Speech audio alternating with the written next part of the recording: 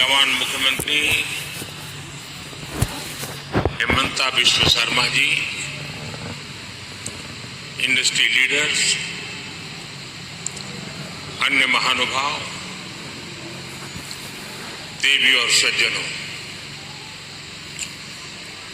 पूर्वी भारत और north east की भूमि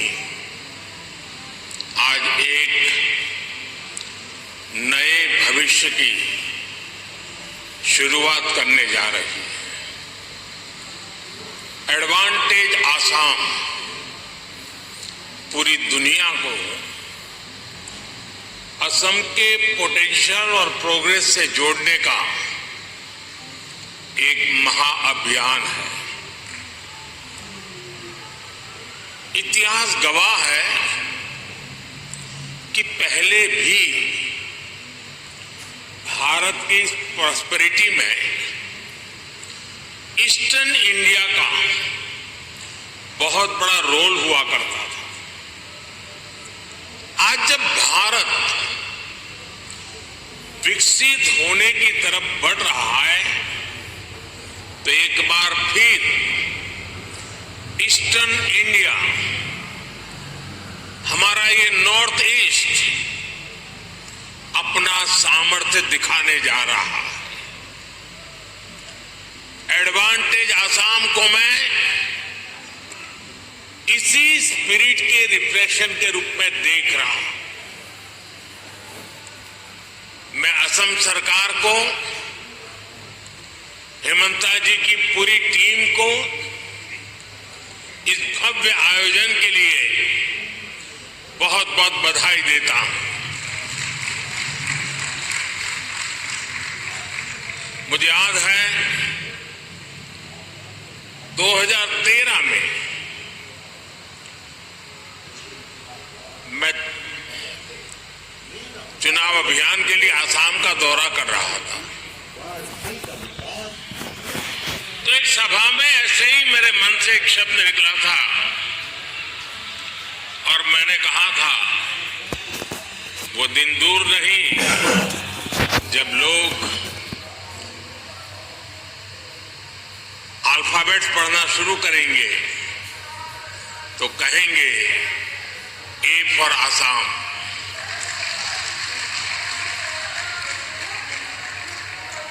साथियों, आज हम सभी वैश्विक परिस्थितियों को बहुत बारीकी से देख रहे हैं, समझ रहे हैं। ये ग्लोबल अनसर्टेनिटी के बीच भी दुनिया के तमाम एक्सपर्ट्स उनके भीतर एक बात को लेकर सर्टेनिटी है, और वो सर्टेनिटी है भारत के तेज ग्रोथ को लेकर। भारत पर इस भरोसे का बहुत ठोस कारण है। आज का भारत आने वाले 25 साल की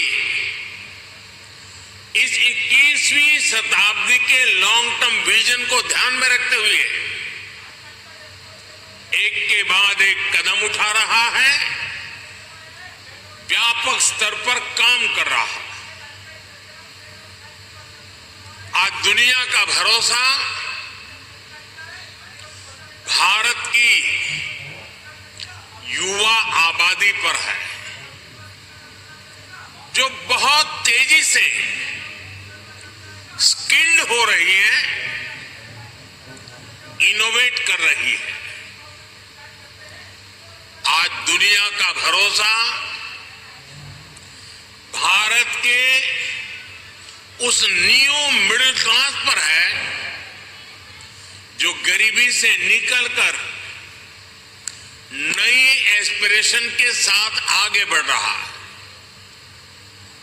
आज दुनिया का भरोसा भारत की उस 140 करोड़ जनता पर है जो पॉलिटिकल स्टेबिलिटी और पॉलिसी कंटिन्यूटी को सपोर्ट कर रही है।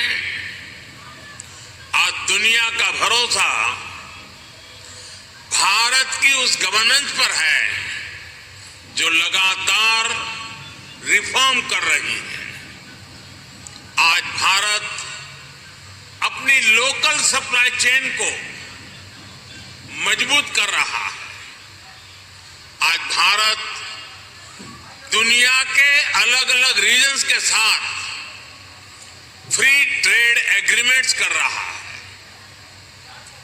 ईस्ट एशिया के साथ हमारी कनेक्टिविटी लगातार सशक्त हो रही है और नया बन रहा India middle east Europe economic corridor भी अनेक नई संभावनाएं लेकर आ रहा है।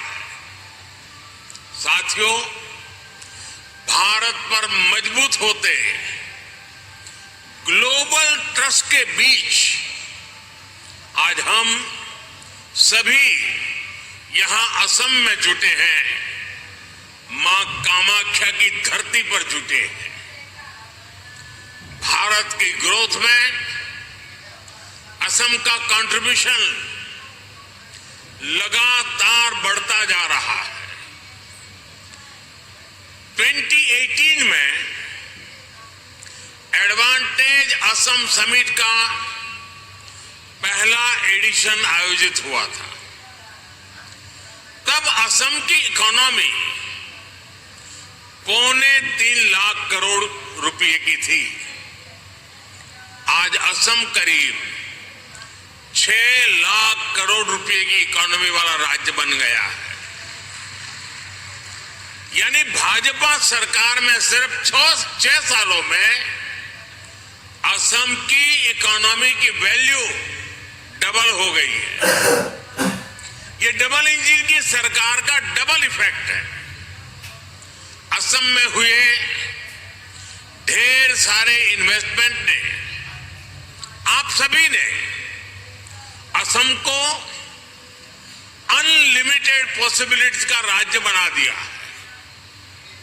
असम सरकार यहां एजुकेशन, स्किल, अन्य कई प्रकार के डेवलपमेंट और साथ साथ बेहतर इन्वेस्टमेंट एनवायरनमेंट पर फोकस कर रही है। बीते सालों में भाजपा सरकार ने यहां कनेक्टिविटी से जुड़े इंफ्रास्ट्रक्चर पर बहुत काम किया है। मैं आपको एक उदाहरण देता हूं। साल 2014 से पहले ब्रह्मपुत्र नदी पर बस 3 पुल थे। यानी 70 सालों में सिर्फ 3 ब्रिज।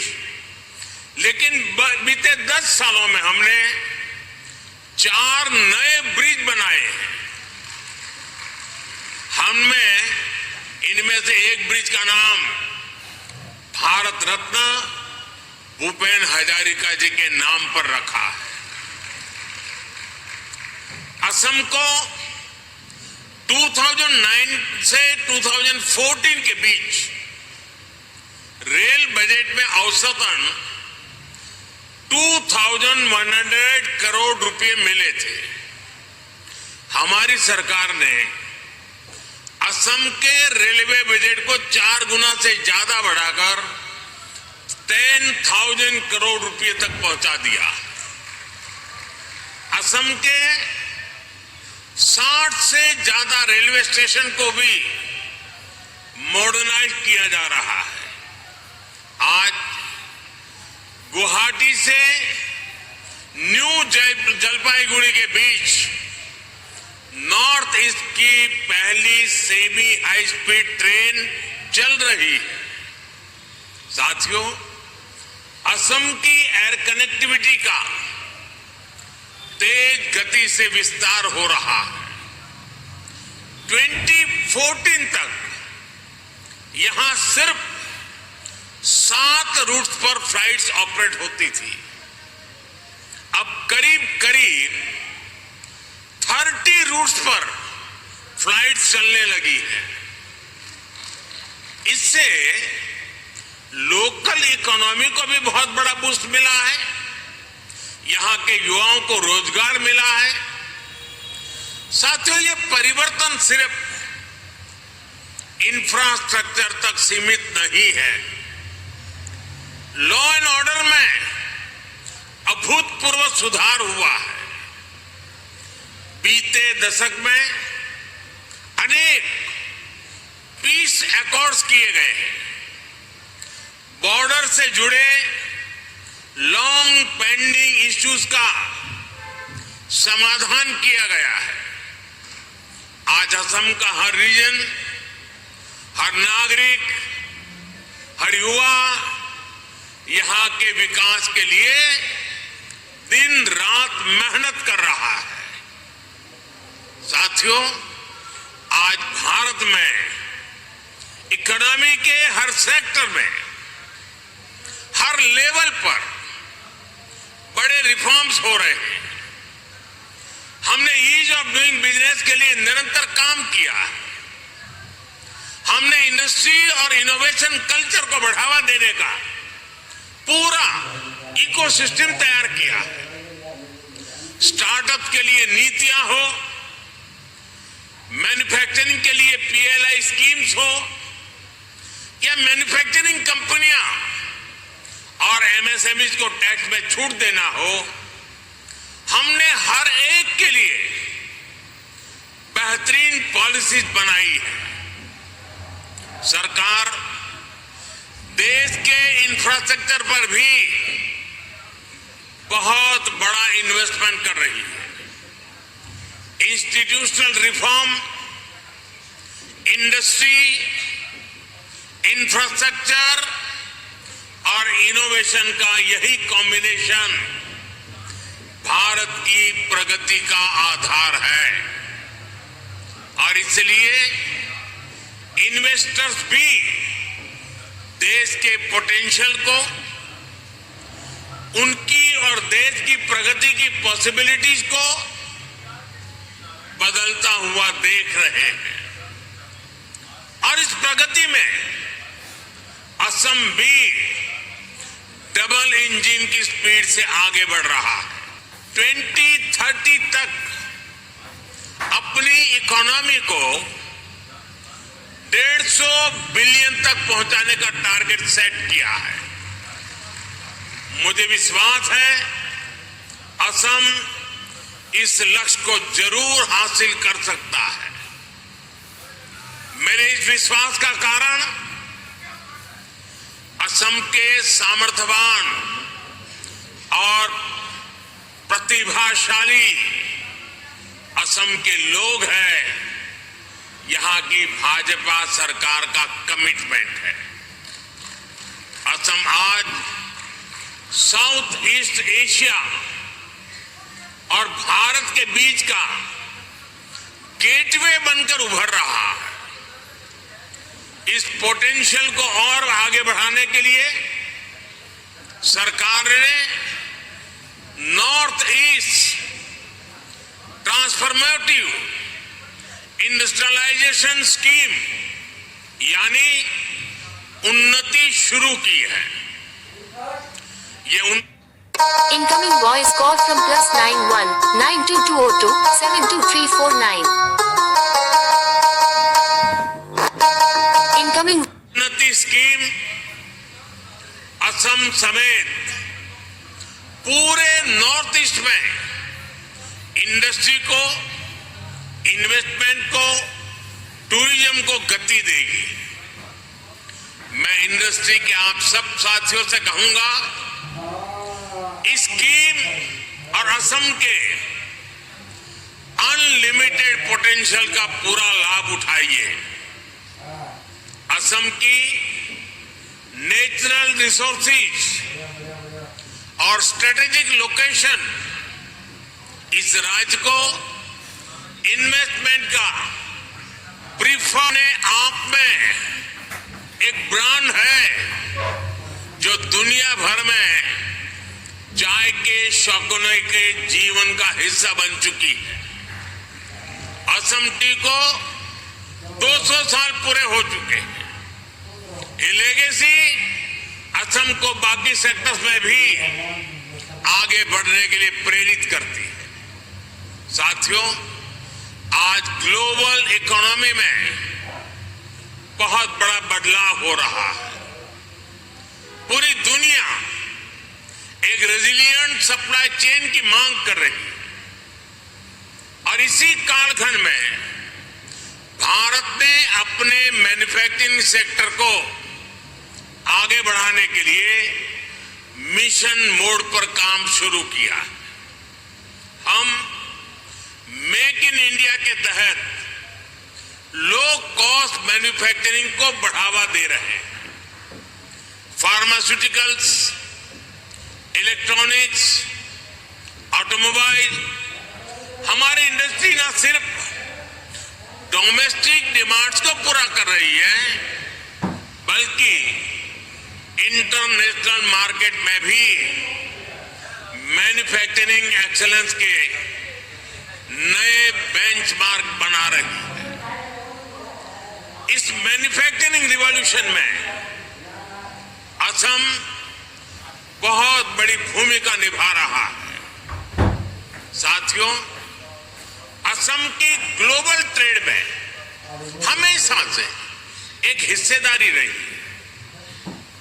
आज पूरे भारत के ऑन शोर नेचुरल गैस प्रोडक्शन का 50% से ज्यादा शेयर असम के पास है। बीते कुछ सालों में यहां की रिफाइनरीज की कैपेसिटी में बहुत बड़ी वृद्धि की गई है। इलेक्ट्रॉनिक्स, सेमीकंडक्टर्स और ग्रीन एनर्जी जैसे इमर्जिंग सेक्टर में भी असम तेजी से उभर रहा है। सरकार की पॉलिसीज के कारण असम हाईटेक इंडस्ट्रीज के साथ साथ स्टार्टअप्स का भी हब बन रहा है। साथियों, अभी कुछ दिन पहले ही बजट में केंद्र सरकार ने नामरूप 4 प्लांट को भी मंजूरी दी है। आने वाले समय में ये urea production plant north east सहित पूरे देश की यूरिया की डिमांड को पूरा करेगा। वो दिन दूर नहीं जब असम पूर्वी भारत का एक बड़ा मैन्युफैक्चरिंग हब बनेगा और इसमें केंद्र सरकार हर तरह से राज्य की भाजपा सरकार को मदद कर रही है। साथियों, 21वीं सदी में दुनिया की प्रोग्रेस डिजिटल रिवॉल्यूशन, इनोवेशन और टेक्नोलॉजिकल प्रोग्रेस पर निर्भर है। इसके लिए हमारी तैयारी जितनी बेहतर होगी, दुनिया में हमारी ताकत भी उतनी ज्यादा होने वाली है। इसलिए हमारी सरकार 21वीं सदी की पॉलिसीज और स्ट्रेटेजीज के साथ तेज गति से आगे बढ़ रही है। हम सब जानते हैं कि इलेक्ट्रॉनिक्स और मोबाइल मैन्युफैक्चरिंग में बीते 10 साल में भारत ने कितनी बड़ी छलांग लगाई है। अब इसी सक्सेस स्टोरी को भारत सेमीकंडक्टर प्रोडक्शन में भी रिपीट करना चाहता है। मुझे गर्व है कि असम सेमीकंडक्टर मैन्युफैक्चरिंग में भी भारत के एक महत्वपूर्ण सेंटर के रूप में विकसित हो रहा है। कुछ महीने पहले असम के जागीरोड में Tata semiconductor assembly and test facility की शुरुआत हुई है। ये प्लांट आने वाले समय में पूरे नॉर्थ ईस्ट में टेक्नोलॉजिकल ग्रोथ को प्रमोट करने वाला है। साथियों, सेमीकंडक्टर सेक्टर में इनोवेशन के लिए हमने आईआईटी के साथ भी कोलैबोरेट किया है।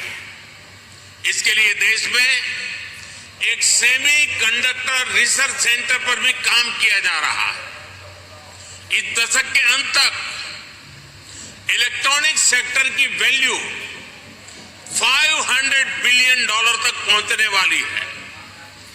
हमारी जो स्पीड और स्केल है उससे तय है कि भारत सेमीकंडक्टर प्रोडक्शन की एक बड़ी ताकत बनकर के उभरेगा। इससे लाखों लोगों को रोजगार मिलेगा और असम की इकोनॉमी को भी फायदा होगा।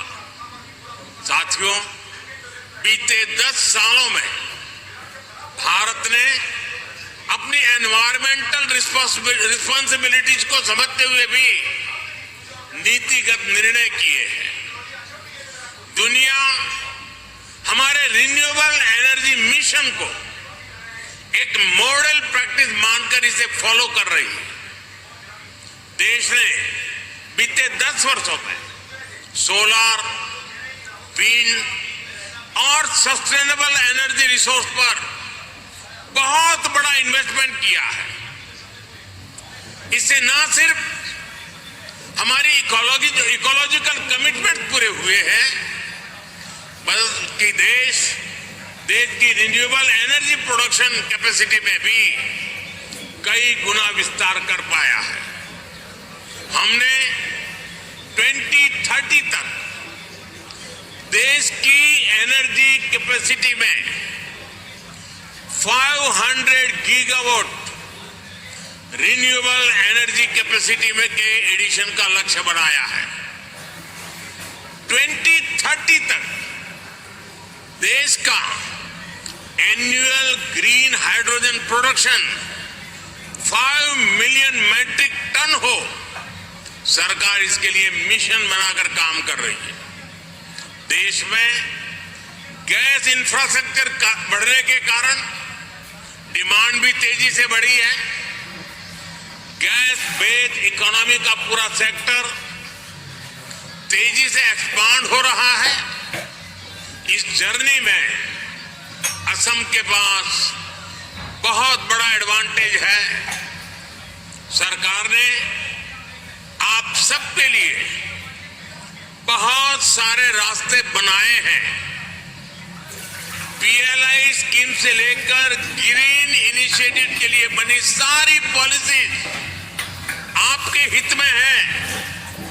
मैं चाहता हूं कि असम रिन्यूएबल एनर्जी सेक्टर में एक लीडर स्टेट बनकर के उभरे, और ये तभी हो पाएगा जब इंडस्ट्री के आप सभी लीडर्स यहां के पोटेंशियल को सही तरह से मैक्सिमाइज करने के लिए आगे आएंगे। साथियों, 2047 तक भारत को विकसित भारत बनाने में पूर्वी भारत की भूमिका बहुत बड़ी होने वाली है। आज पूर्वोत्तर और पूर्वी Bharat infrastructure, logistics, agriculture, tourism और इंडस्ट्री में तेज रफ्तार से आगे बढ़ रहा है। वो दिन दूर नहीं जब दुनिया भारत की डेवलपमेंट जर्नी में इस क्षेत्र को सबसे आगे बढ़ते हुए देखेगा। मुझे विश्वास है आप इस यात्रा में असम के साथी बनेंगे, साझीदार बनेंगे। आइए एक साथ मिलकर हम असम को एक ऐसा राज्य बनाएं जो पूरे ग्लोबल साउथ में भारत की कैपेबिलिटीज को नई ऊंचाइयों तक पहुंचाए। एक बार फिर आज की समिट के लिए आप सभी को मेरी ढेर सारी शुभकामनाएं। और जब मैं कह रहा